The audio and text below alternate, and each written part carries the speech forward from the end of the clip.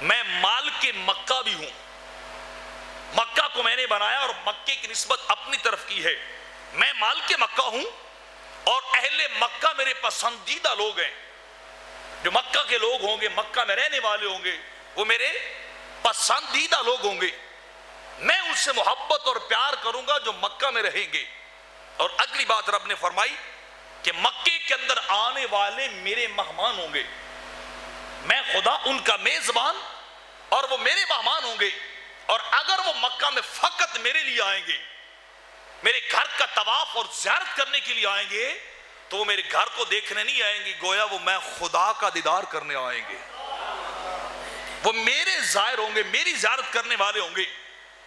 یہاں آ کے لوگ آہوزاری کریں گے، انکساری اور عاجزی کریں گے میرے دربار میں پہنچ کر، اپنے سروں کو جھکا دیں گے میری بارگاہ کے اندر پہنچ کر۔ اور اے آدم، وہ اس کیفیت میں آئیں گے کہ ان کی آنکھوں سے جو ہے وہ اشک رواں ہوں گے، ان کی آنکھوں سے آنسوں کا سیل رواں ہوگا۔ وہ روتے ہوئے، گڑ گڑاتے ہوئے، التجا آہوزاری کرتے ہوئے میرے دربار کے اندر آئیں گے۔ اور اے آدم، یہ مکہ میرا گھر ہے، میں اسے افلاکیوں سے بھی آباد کر دوں گا، اسے خاکیوں سے بھی آباد کر دوں گا۔ یہاں افلاکی بھی آئیں گے، خاکی بھی آئیں گے۔ اس روح زمین کے چپے چپے سے جوک در جوک لوگ میرے گھر کی طرف آئیں گے، اس شہر مکہ کی طرف آئیں گے۔ اور جو یہاں آئے گا، میں رب اسے اپنا قرب بھی دیتا جاؤں گا، وہ میرے سب سے زیادہ قریب ہوگا، میں اسے عزت، احترام اور سیادت کا تاج پہناتا جاؤں گا۔ جو مکہ میں آئیں گے ان کی عزتیں بڑھ جائیں گی، ان کے مرتبے بڑھتے جائیں گے، انہیں رب کائنات اپنا قرب عطا کرے گا، انہیں خالق ذوالجلال اپنے قریب جو ہے وہ کرتا جائے گا۔ تو جانتا ہے بھلا اس کا میں متولی کسے بناؤں گا؟ آدم علیہ السلام رب کی بارگاہ میں عرض کنائے بے نیاز، تیری باتیں تو ہی جانتا ہے، تو ہی سمجھتا ہے کہ اس گھر کا متولی کون ہوگا۔ رب کائنات نے فرمایا اس گھر کا متولی میں ابراہیم کو بناؤں گا۔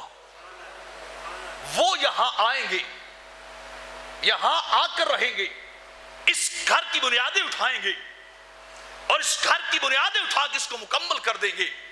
اس گھر کو ابراہیم علیہ السلام جو ہے وہ پورا تعمیر کریں گے، اور اس گھر کو لوگوں کے لیے زیارت گاہ بنا دیں گے۔ یہاں لوگ آتے جائیں گے، دنیا کے ہر قبیلے سے، ہر طرح کے لوگ، ہر دور سے لوگ، ہر علاقے سے لوگ یہاں آئیں گے، اور اس گھر کو لوگ نسل در نسل آباد کریں گے، نسل در نسل آباد کریں گے۔ اور اس کی انتہا جو بات سننے والی ہے، پھر تو آدم جانتا ہے میں اس گھر کو کیسے آباد کروں گا، اس کی انتہا کیسے کروں گا؟ تو آدم علیہ السلام عرض کرتے مالک تو ہی جانتا ہے کہ تو اس کی انتہا کس پہ کرے گا۔